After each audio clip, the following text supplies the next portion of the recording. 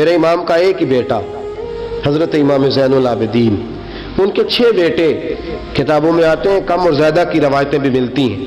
امام زین العابدین ایک لخت جگر اور ایک خاندان کی سپہ سالار بی بی، کون بھلا؟ حضرت سیدہ زینب یہ جناب زینب جب پیدا ہوئی تھی نا تو حضرت علی رضی اللہ تعالیٰ عنہ فرماتے ہیں کہ حضور سفر پہ گئے ہوئے تھے، تو مجھے سیدہ فاطمہ نے کہا کہ بچی کا نام رکھو، تو میں نے کہا کہ میں نے پہلے رکھے ہیں، کہا حضور تو سفر پہ ہیں، فرمایا آئیں گے تو نام رکھیں گے۔ جناب زینب رضی اللہ تعالیٰ اور حضرت امام زین العابدین کی مختلف روایتوں میں مختلف عمر آئی، یہ 2 خاندان کے بڑے بچے تھے، خاندان کے یہ 2 بڑے بچے تھے۔ میرے دوستو، یہ جو ایک اہم مسئلہ آپ کے گوش گزار کروں، پہلے یہ ہوتا تھا پہلے کہ خلافت روحانی بھی اور سیاسی بھی ایک ہوتی تھی، امام حسن تک ایک رہی، روحانی خلافت بھی اور سیاسی خلافت بھی ایک رہی۔ مسئلہ تھوڑا باریک ہے، تھوڑا سا آپ کو میرے بات غور سے سننی پڑے گی۔ پہلے خلافت ایک ہوتی تھی، روحانی بھی اور سیاسی بھی۔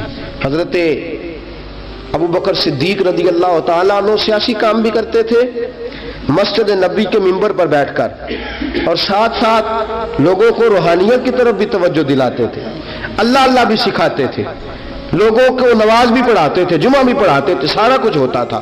جناب امام حسن تک یہ کام رہا، حضرت عمر فاروق، حضرت عثمان غنی، جناب علی مرتضیٰ اور امام حسن تک یہ سلسلہ رہا۔ پھر خلافت 2 حصوں میں بٹ گئی، ایک ہو گیا سیاسی خلیفہ جو حکومت چلائے، اور ایک ہو گیا روحانی خلیفہ جو لوگوں کو اللہ اللہ بتائے۔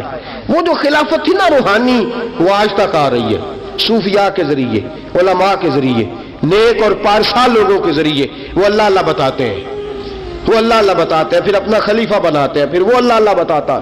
یہ وہ ہے خلاف۔ حضرت امام زین العابدین رضی اللہ تعالیٰ عنہ کو بادشاہ وقت نے بلایا نا اپنے پاس، تو امام زین العابدین نے فرمایا میں نہیں جاؤں گا، میں جاؤں گا۔ عبد المالک بن مروان نے بلایا اور امام زین العابدین کو کہا کہ آپ کو ضرور آنا پڑے گا۔ آپ نے فرمایا اس کی وجہ؟ اس نے کہا جی وجہ یہ ہے کہ آپ کی طرف لوگوں کا رجوع بہت ہے، لوگوں کی توجہ بہت ہے، دل کھینچے چلے جاتے ہیں۔ امام زین العابدین نے فرمایا سارا زمانہ بھی میری طرف آئے، پھر میں بادشاہ کے دربار میں، بادشاہ بزرگوں کے پاس آئے تو ان کی عزت بڑھتی ہے، اور اگر نیک لوگ بادشاہوں کے دروازوں پہ جائیں تو ان کی عزت گھٹتی ہے۔ فرمایا میں نہیں جاؤں گا۔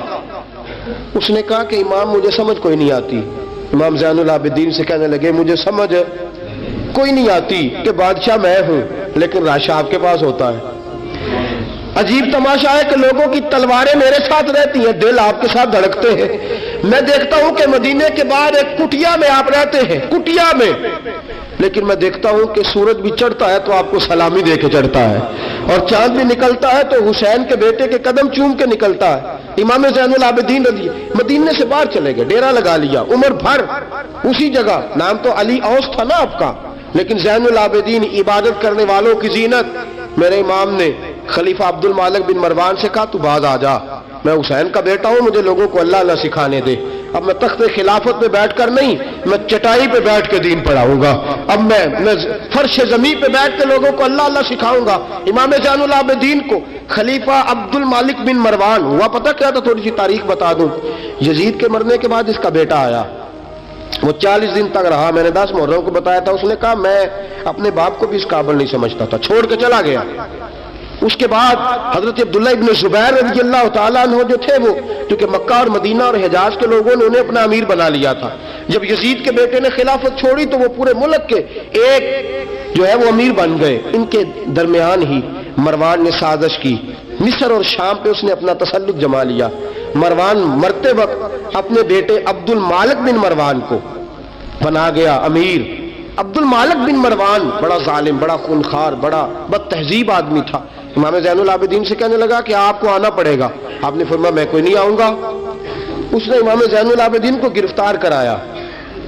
بہت سارے بزرگوں نے لکھا ہے، بالخصوص امام کشیری نے رسالہ میں لکھا، گرفتار کرایا، ہاتھوں میں بیڑیاں، پیروں میں بیڑیاں۔ امام زین العابدین جس طرح نکلے تھے نا کربلا سے اور دمشق آئے تھے، گرفتاری کے عالم میں، اور پھر دمشق سے مدینے آئے تھے، اسی عالم میں پھر گرفتار کرایا، اور خلیفہ عبد الملک بن مروان کے سامنے جب امام زین العابدین پہنچے تو آپ نے کہا کہ تو نے دیکھا ہے نا